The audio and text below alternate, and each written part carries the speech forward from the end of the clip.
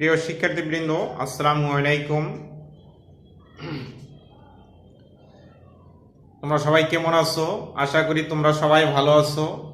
করোনাকালীন সময়েও তোমাদের যে অনলাইন সিস্টেমের ক্লাস পরিচালনা করা হয়েছে, গত বছরও করা হয়েছে, এবছরও তারই ধারাবাহিকতায় অনলাইন সিস্টেমের ক্লাস পরিচালনা করা হয়। কারণ এখন স্কুলে আসার কোনো সুযোগ নেই, সরাসরি সাক্ষাতে ক্লাস নেওয়া সম্ভব হয় না। তোমরাও বাসায় বসে লেখাপড়া করো, আমরাও সেভাবে অনলাইনে ক্লাস দিয়ে থাকি। তাই আজ আমি তোমাদের চতুর্থ শ্রেণীর বাংলা প্রথম পত্র নিয়ে আলোচনা করব। আজকে আলোচনার বিষয় হচ্ছে মুক্তির ছড়া কবিতা। কবিতাটি লিখেছেন সানাউল হক।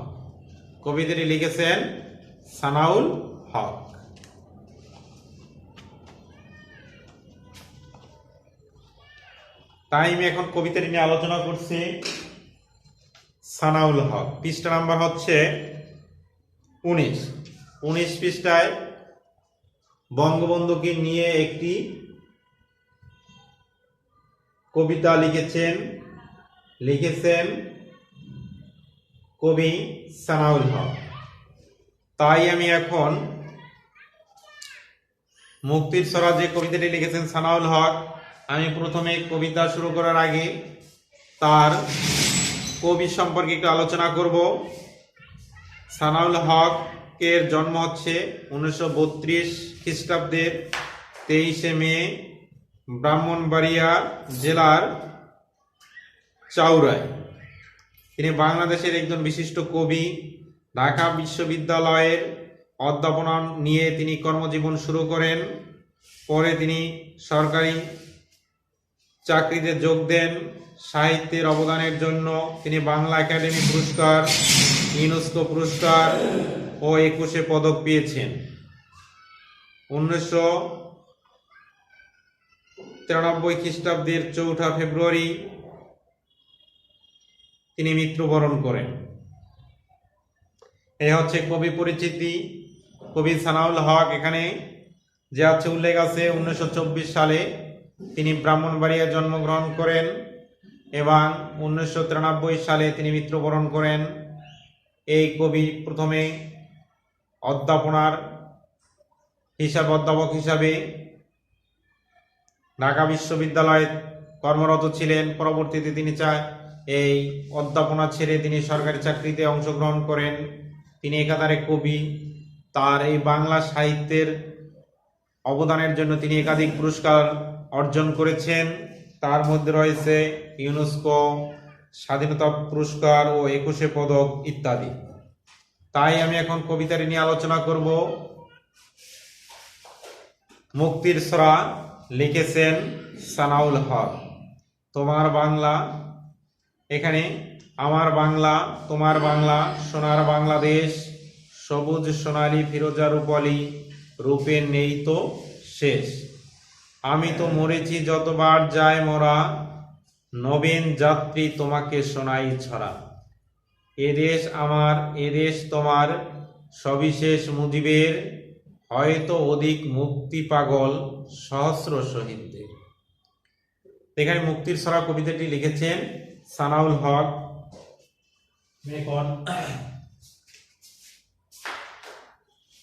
কবিতাটি হচ্ছে মুক্তির ছড়া।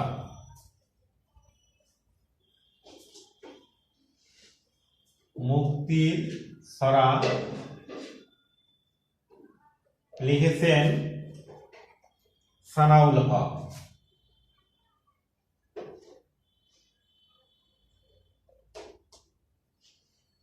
সানাউল হক। আমার বাংলা, তোমার বাংলা, সোনার বাংলাদেশ।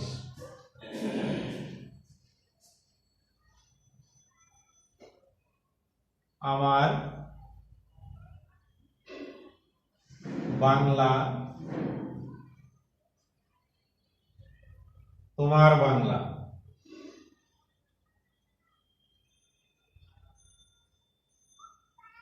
তোমার বাংলা। তোমার বাংলা সোনার বাংলাদেশ।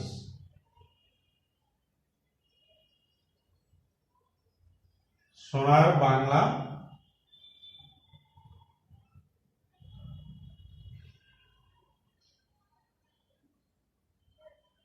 সোনার বাংলা দেশ।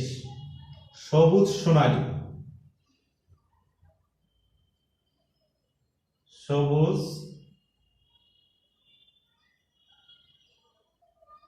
সোনালী ফিরোজা রূপলে,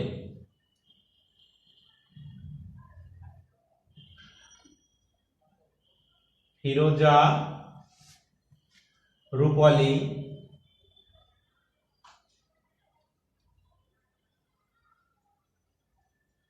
ফিরোজা রূপলী রূপের নেই তো শেষ,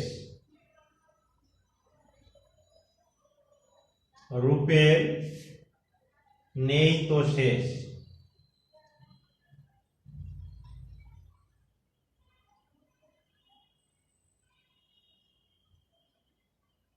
রূপে নেই তো শেষ। আমি তো মরেছি যতবার যায় মরা,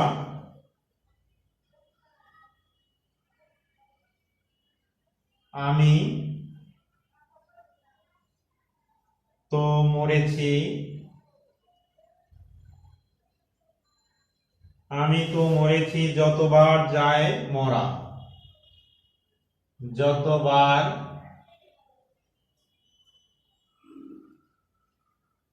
যায় মরা। নবীন যাত্রী তোমাকে শোনাই ছড়া,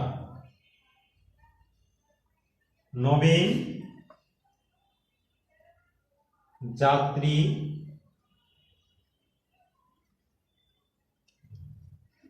তোমাকে শোনাই ছড়া।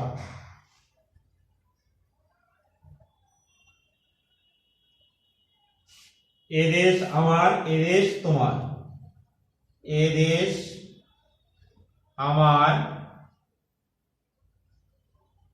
এদেশ তোমার,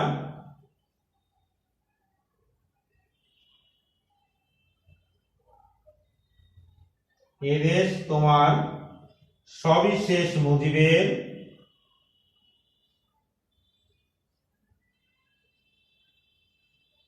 সবিশেষ মুজিবের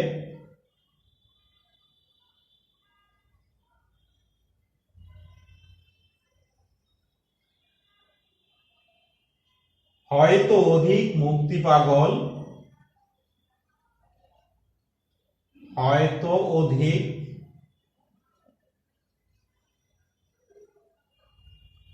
অধিক মুক্তি পাগল, মুক্তি পাগল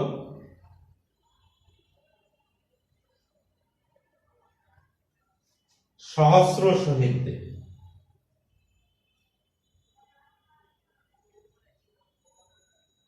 সহস্র শহীদদের,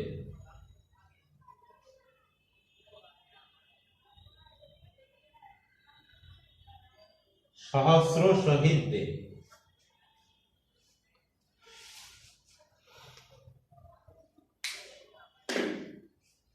এখানে লেখা রয়েছে যে মুক্তির ছড়া লিখেছেন ছানাউল হক। মুক্তির ছড়া বলতে বোঝাচ্ছে মুক্ত মানে ফ্রি বা স্বাধীনতা।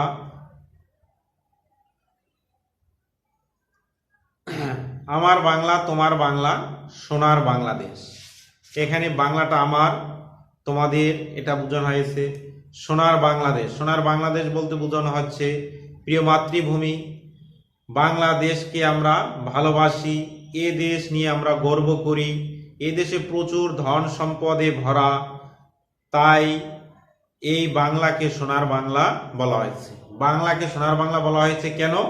বাংলাকে সোনার বাংলা বলা হয়েছে কারণ এই প্রিয় মাতৃভূমি, আমরা এই দেশকে ভালোবাসি, এ দেশকে নিয়ে আমরা গৌরব করি, এ দেশে প্রচুর ধন সম্পদে ভরা, এবং তাই বাংলাকে সোনার বাংলা হিসাবে তুলে ধরা হয়েছে। আর সোনার বাংলা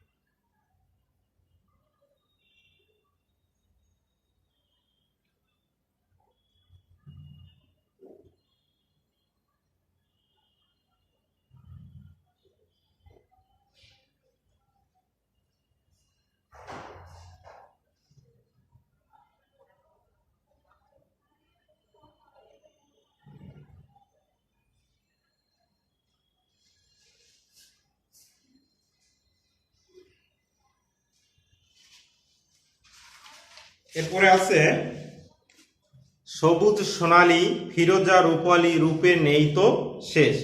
বাংলাদেশ অপরূপ সৌন্দর্য, এখানে সবুজ সোনালী, বাংলাদেশের প্রকৃতির যে সবুজ গাছপালা তরুলতা সবুজ বর্ণ, সবুজ সোনালী ফিরোজা রূপালী রূপের নেই তো শেষ। এখানে বোঝাচ্ছে বাংলাদেশের এখানে সবুজ সোনালী ফিরোজা রূপালী দ্বারা বোঝানো হয়েছে যে বাংলার প্রকৃতির বিচিত্র ও সুন্দর, প্রকৃতির নানা রঙে সাজে এ দেশ। বাংলাদেশে রয়েছে 6টি ঋতু, এক এক ঋতুতে এক এক রকম রূপে সাজে সজ্জিত হয়।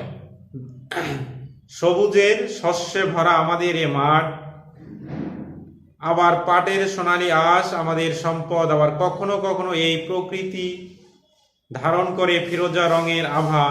আমাদের নদীতে রয়েছে, নদীতে পড়ে ঝাঁকে ঝাঁকে রূপালী ইলিশ।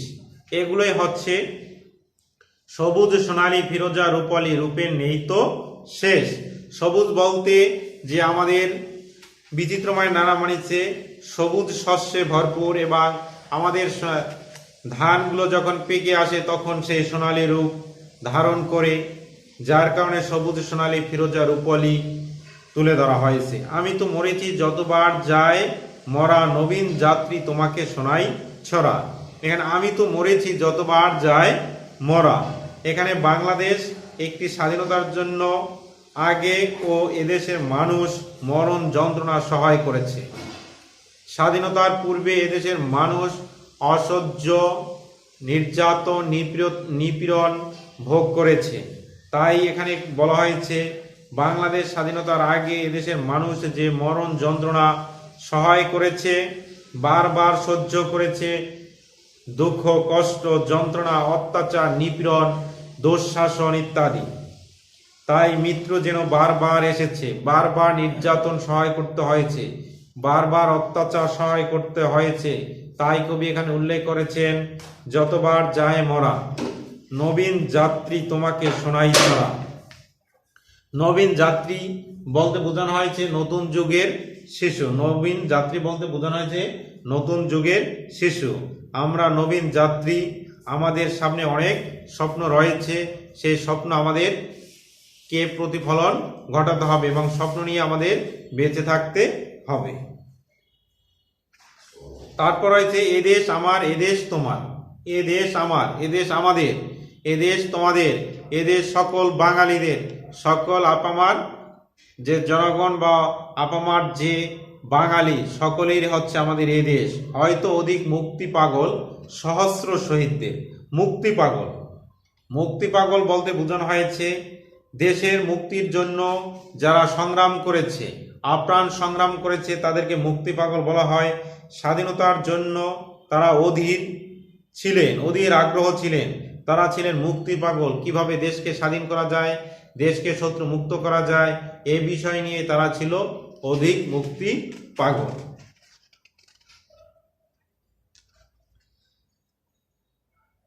সহস্র শহীদদের, সহস্র শহীদদের বলতে মুক্তিযুদ্ধে যারা শহীদ হয়েছেন, এই সব হাজারো শহীদ, শত সহস্র শহীদের রক্তের বিনিময়ে আমরা পেয়েছি আমাদের কাঙ্ক্ষিত স্বাধীনতা, পেয়েছি আমাদের মুক্তি। এটাই কবি সুন্দরভাবে কবিতার ছন্দে ছন্দে তুলে ধরেছেন যে মুক্তির ছড়াই হচ্ছে স্বাধীনতার গৌরবময় ঐতিহ্য। যেমন কিভাবে আমাদের মুক্তির ছড়া বলতে আমরা কিভাবে অত্যাচার নিপীড়ন এবং নির্যাতিত থেকে আমরা মুক্তি পাই, সে বিষয়টি এখানে সুন্দরভাবে তুলে ধরেছেন কবিতার ছন্দে কবি সানাউল হক।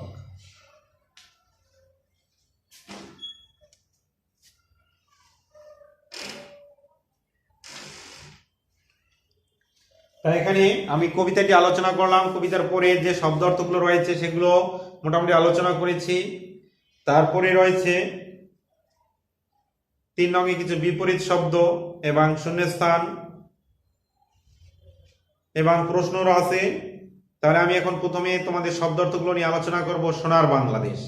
সোনার বাংলাদেশ বলতে বোঝানো হয়েছে প্রিয় মাতৃভূমি, আমাদের বাংলাদেশ আমরা ভালোবাসি, এই দেশ নিয়ে আমরা গৌরব করি, এদেশে প্রচুর ধন সম্পদে ভরা, তাই বাংলাকে সোনার বাংলা বলা হয়েছে। আমরা সোনার বাংলাকে আরো সমৃদ্ধ করব। তারপরে 2 নম্বর শব্দ অর্থ রয়েছে যেটা সবুজ সোনালী ফিরোজা রূপলি।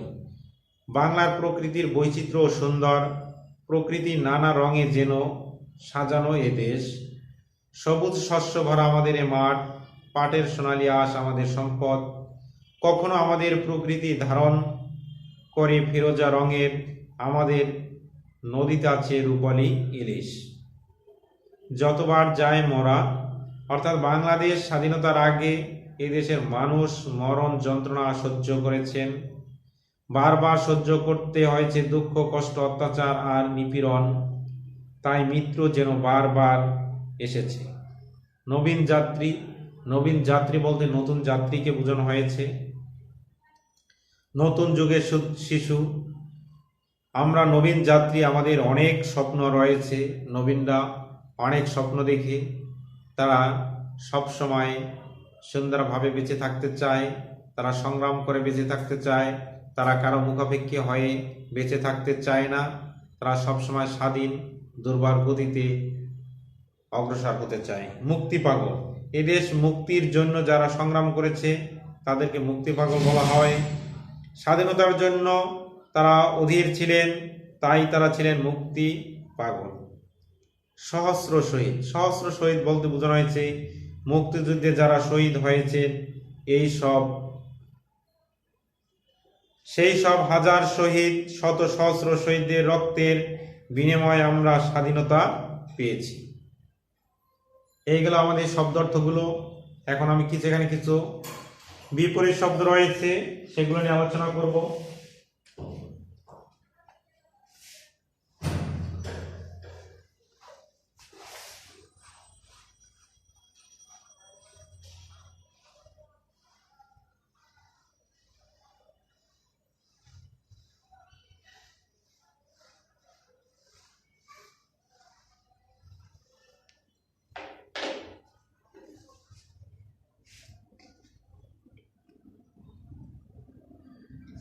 তিন রঙের বিপরীত শব্দগুলো জেনে নেই।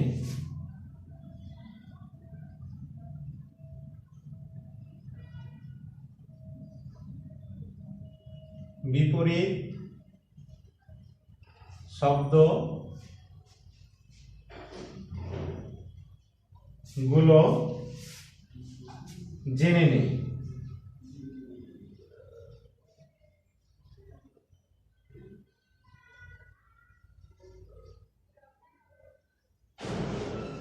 শেষ, যেমন এখানে রয়েছে শেষ। শেষ বিপরীত শব্দ হচ্ছে শুরু।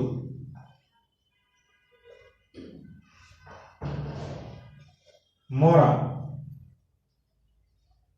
মরা বিপরীত শব্দ হচ্ছে বাচ্চা।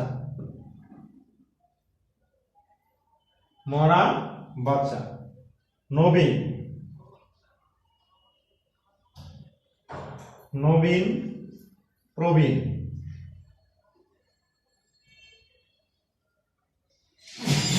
নবীন প্রবীণ। মুক্ত বা মুক্তি,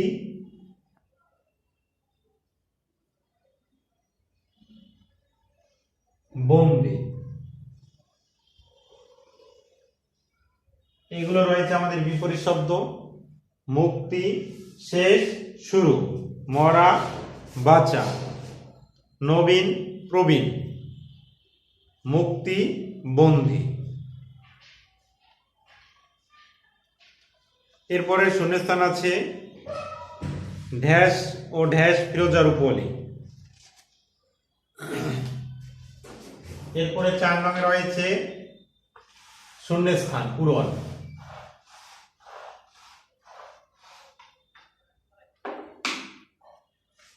শূন্যস্থানে ঠিক শব্দটি দেখি 4 নং। শূন্যস্থানে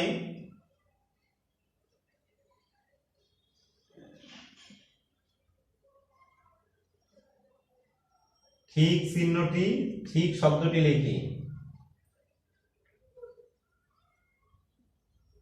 লিখি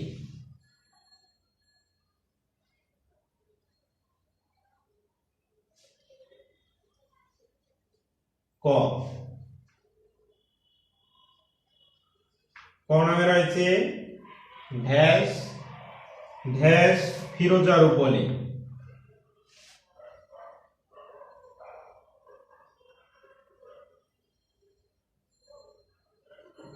ফিরোজা রূপলি।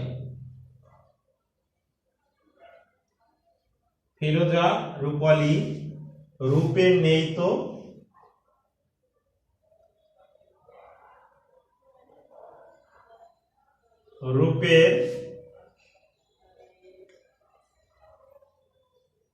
রূপের নেই তো ড্যাশ খ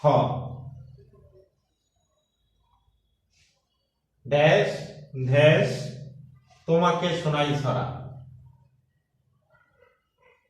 তোমাকে শোনাই ছড়া।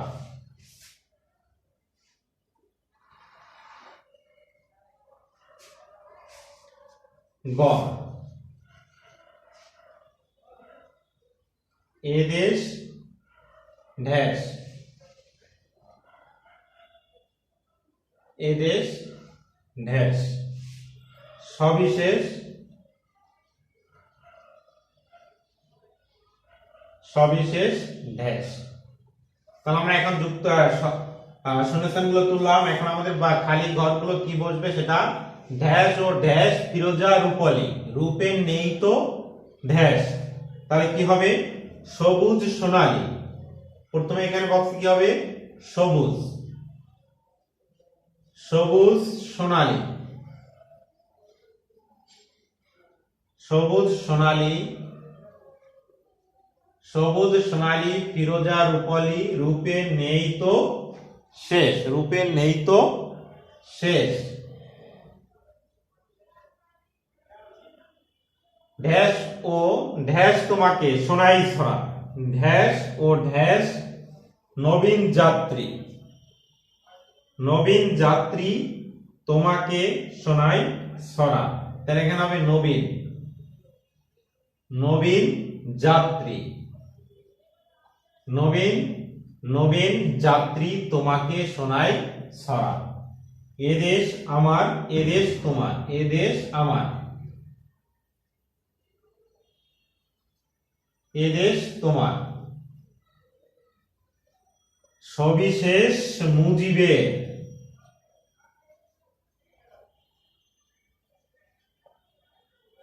তা হচ্ছে এখানে আমরা শূন্যস্থানটা ফিল আপ করলাম।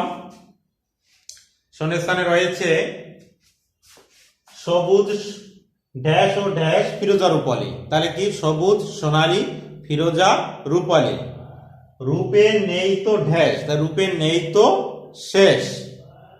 ড্যাশ ড্যাশ তোমাকে শোনাই ছড়া। তাহলে কি হবে নবীন যাত্রী তোমাকে শোনাই ছড়া। এদেশ ড্যাশ এদেশ ড্যাশ সবিশেষ ড্যাশ। তাহলে কি হবে এদেশ আমার এদেশ তোমার সবিশেষ মুজিবে।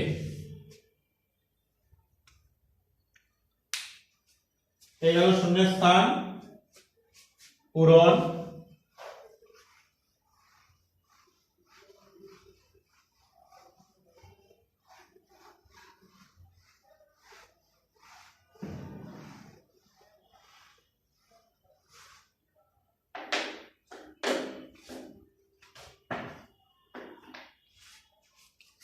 আজকে ক্লাসটা এই পর্যন্তই। তোমরা কবিতাটি সুন্দরভাবে পড়বে এবং কবিতা পড়ার সময় অবশ্যই খেয়াল করবে দাড়ি কমা এবং প্রশ্নবোধক চিহ্ন বা হাইফেন কোন চিহ্ন, কোন বিরাম চিহ্ন কোন স্থানে রয়েছে সেগুলো অবশ্যই ভালোভাবে খেয়াল করবে। কারণ কবিতা লেখার সময় অবশ্যই যে প্রশ্নগুলো বা যে চিহ্নগুলো রয়েছে, বিরাম চিহ্নগুলো অবশ্যই সেগুলো সঠিকভাবে প্রয়োগ করতে হবে। যার কারণে তোমরা অবশ্যই কবিতাটি পড়ার সময় যে প্রশ্নবোধক চিহ্ন বা দাড়ি, কমা, আশ্চর্যবোধক চিহ্ন, যে চিহ্নগুলো থাকুক, বিরাম চিহ্ন থাকুক না কেন, তোমরা সেগুলো ভালোভাবে খেয়াল করবে যাতে করে লেখার সময় বিরাম চিহ্নগুলো সঠিকভাবে প্রয়োগ করা যায়। তাই আজকে ক্লাসটি এই পর্যন্তই। তোমরা সবাই ভালো থাকো, সুস্থ থাকো। ঘরে বসেই অনলাইন এবং জুমে যে ক্লাসগুলো পরিচালনা করা হয়ে থাকে সেগুলো সুন্দরভাবে তোমরা দেখবে, তাহলেই তোমাদের সিলেবাস শেষ করতে পারবে এবং যে লেখাপড়ায় যে স্থবিরতা ছিল সেটা অনেকটাই কেটে যাবে এবং তোমাদের লেখাপড়ার ধারাবাহিকতা তোমাদের মাঝেই চলে আসবে। তাই তোমরা এগুলো সুন্দরভাবে পড়বে এবং দেখবে। তাই আজকে আমি এখানেই বিদায় নিচ্ছি। সবাই ভালো থাকো, সুস্থ থাকো, এই কামনাই করি।